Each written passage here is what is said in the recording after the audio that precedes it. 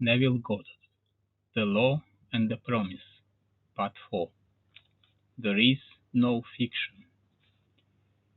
The distinction between what is real and what is imaginary is not one that can be finally maintained. All existing things are, in an intelligible sense, imaginary. John S. Mackenzie. There is no fiction. If an imaginal activity can produce a physical effect, our physical world must be essentially imaginal. To prove this would require merely that we observe our imaginal activities and watch to see whether or not they produce corresponding external effects. If they do, then we must conclude that there is no fiction. Today's imaginal drama, fiction, becomes tomorrow's fact. If we had this wider view of causation, that causation is mental, not physical, that our mental states are causative of physical effects, then we would realize our responsibility as a creator and imagine only the best imaginable. Fable enacted as a sort of stage play in the mind is what causes the physical facts of life. Man believes that reality resides in the solid objects he sees around him, that it is in this world that the drama of life originates, that events spring suddenly into existence, created moment by moment, out of antecedent physical facts. But causation does not lie in the external world of facts. The drama of life originates in the imagination of man. The real act of becoming takes place within man's imagination, and not without. The following stories could define causation as the assemblage of mental states, which occurring creates that which the assemblage implies. The foreword from Walter Lloyd's A Night to Remember illustrates my claim. Imagining creates reality. In 1898, a struggling author named Morgan Robertson concocted a novel about a fabulous Atlantic liner, far larger than any that had ever been built. Robertson loaded his ship with rich and complacent people, and then wrecked it one cold April night on an iceberg. This somehow showed the futility of everything, and in fact, the book was called Futility when it appeared that year, published by the firm of M. F. Mansfield. 14 years later, a British shipping company named the White Star Line built a steamer remarkably like the one in Robertson's novel. The new liner was 66,000 tons displacement. Robertson was 70,000 tons displacement. The real ship was 882.5 feet long. The fictional one was 800 feet long. Both could carry about 3,000 people, and both had enough lifeboats for only a fraction of this number. But then, this didn't seem to matter because both were labeled unsinkable. On April 19, 1912, the real ship left Southampton on her maiden voyage to New York. Her cargo included a priceless copy of the Rubaiyat of Omar Khayyam and a list of passengers collectively worth $250 million. On her way over, she, too, struck an iceberg and went down on a cold April night. Robertson called his ship the Titan. The White Star Line called its ship the Titanic. Had Morgan Robertson known that imagining creates reality, that today's fiction is tomorrow's fact, would he have written the novel Futility? In the moment of the tragic catastrophe, writes Schopenhauer, the conviction becomes more distinct to us than ever that life is a bad dream from which we have to awake. And the bad dream is caused by the imaginal activity of sleeping humanity. Imaginal activities may be remote from their manifestation and unobserved. Events are only appearance. Causation as seen in this tragedy is elsewhere in space-time. Far off from the scene of action, invisible to all, was Robertson's imaginal activity. Like a scientist in a control room, directed his guided missile through space-time. Who paints a picture, writes a play or book, which others read while he's asleep in bed, or the other side of the world when they look. His page, the sleeper might as well be dead. What knows he of his distant, unfelt life? What knows he of the thoughts his thoughts are rising, the life his life is giving, or the strife concerning him, some cavilling, some praising? Yet which is most alive?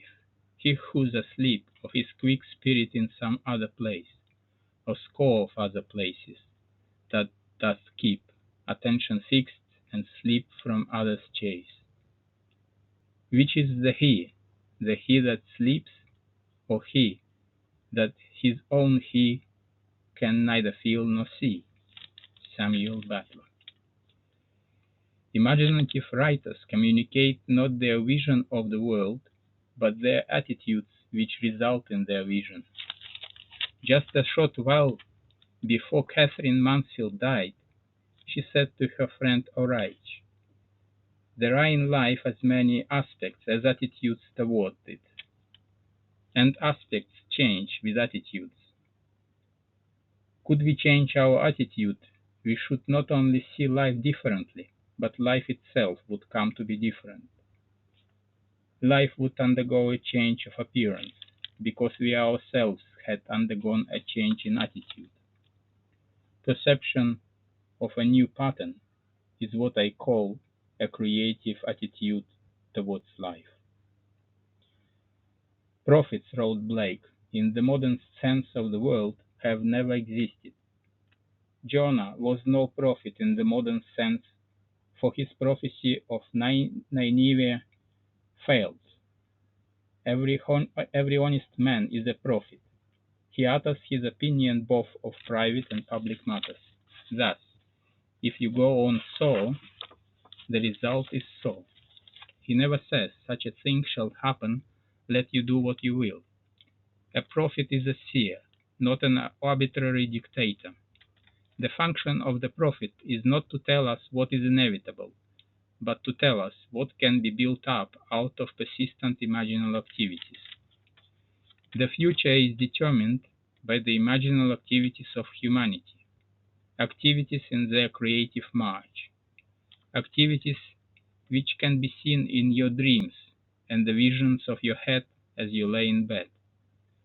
Would that all the Lord's people were prophets in the true sense of the word, like this dancer, who now from the summit of his realized ideal sights yet higher peaks that are to be scaled. After you have read this story, you will understand why he was so confident that he can predetermine any materialistic future he desires, and why he is equally sure that others give reality to what were otherwise a mere figment of his imagination, that there exists and can exist nothing outside imagining on some level or other. Nothing continues in being save what imagining supports. The mind can make substance, and people, planets of its own, with beings brighter than have been, and give a breath to forms which cannot live all flesh. As my story begins, at the age of 19, I was a mildly successful dancing teacher, and continued in this static state for almost 5 years. At the end of this time, I met a young lady who talked me into attending your lectures. My thought upon hearing you say, imagining creates reality, was that entire idea was ridiculous. However, I decided to accept your challenge and disprove your thesis. I bought your book, Out of This World, and read it many times. Still unconvinced, I set myself a rather ambitious goal. My present position was an instructor with the Arthur Murray Dance Studio, and my goal was to own a franchise and be boss of an Arthur Murray studio myself. This seemed to be most unlikely thing in the world, as franchises were extremely difficult to secure, but on top of this fact, I was completely without the necessary funds to begin such an operation. Nevertheless, I assumed the feeling of my wish fulfilled, as night after night in my imagination I went to sleep managing my own studio. 3 weeks later, a friend called me from Reno, Nevada. He had the Murray studio there, and said it was too much for him to cope with alone. He offered me a partnership, and I was delighted, so delighted in fact that I hastened to Reno on borrowed money and promptly forgot all about you and your story of imagination. My partner and I worked hard and were very successful, but after a year,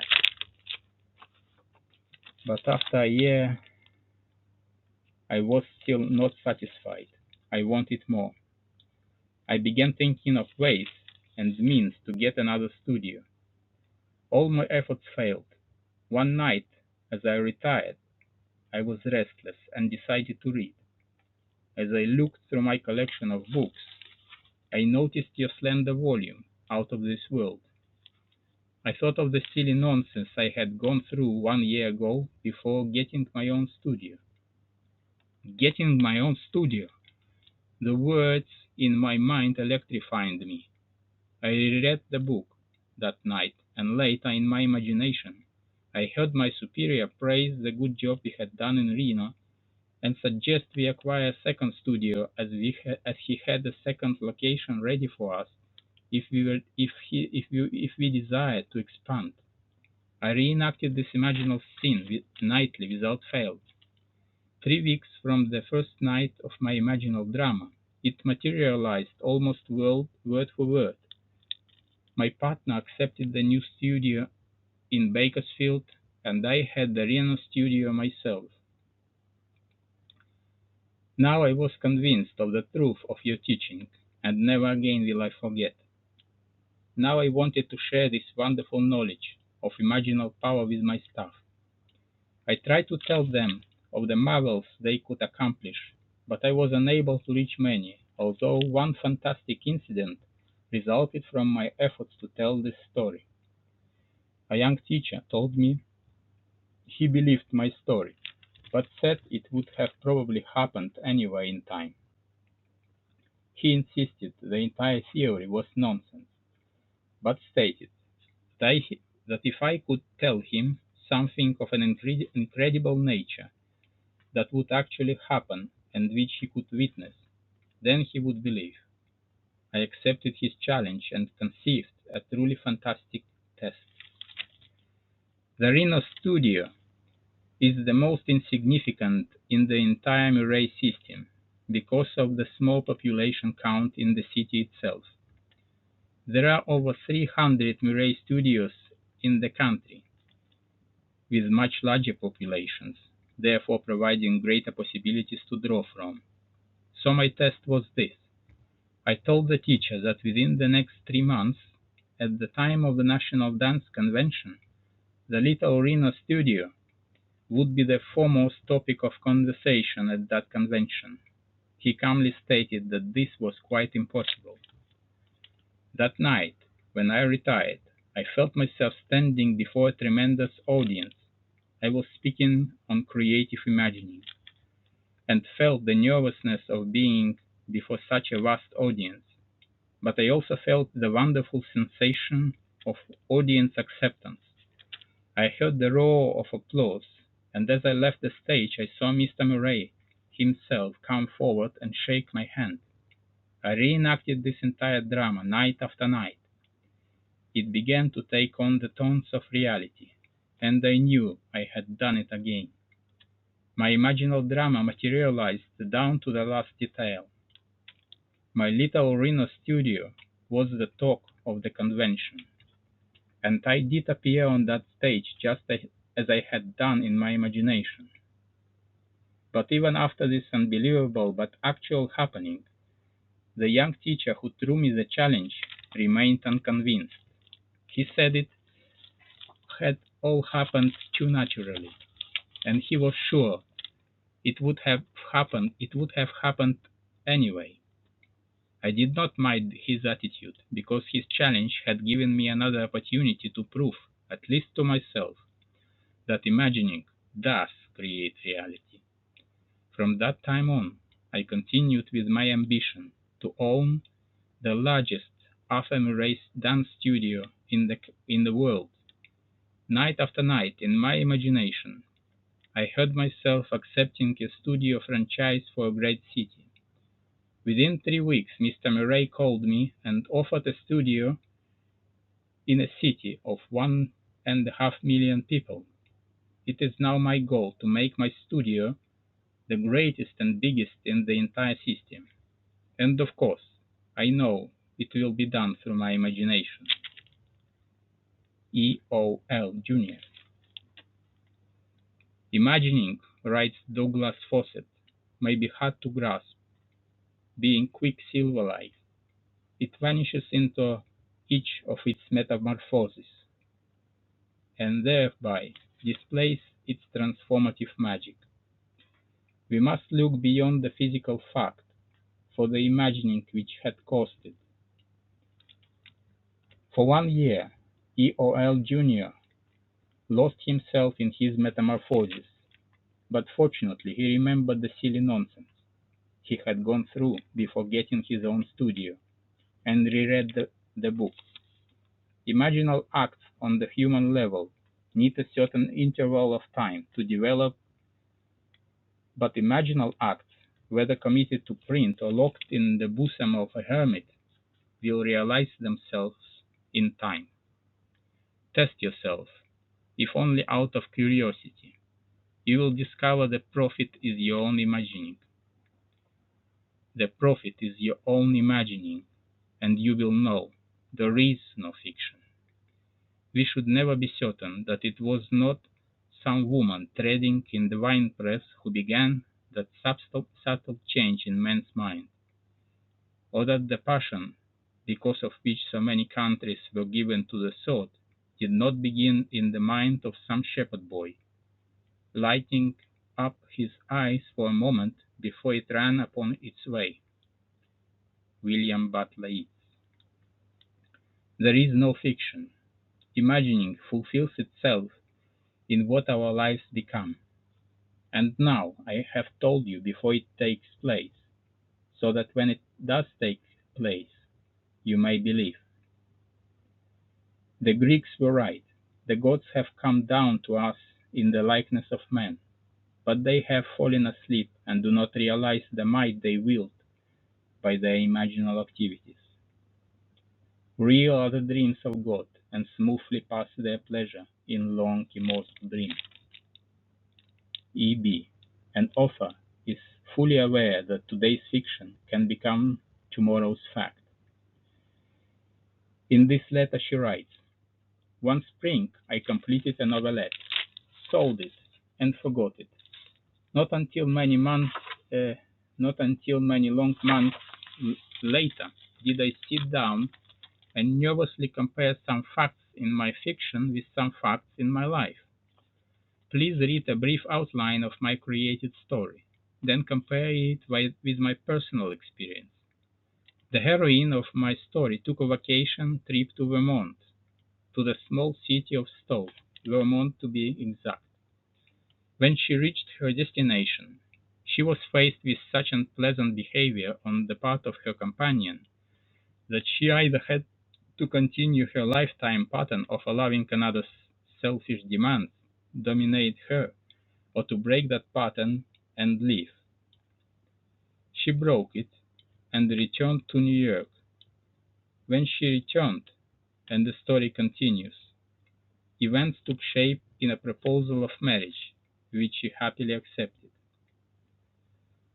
For my part of this tale, as small events evolved, I began to remember the dictates of my own pen and, in significant relationship, this is what happened to me.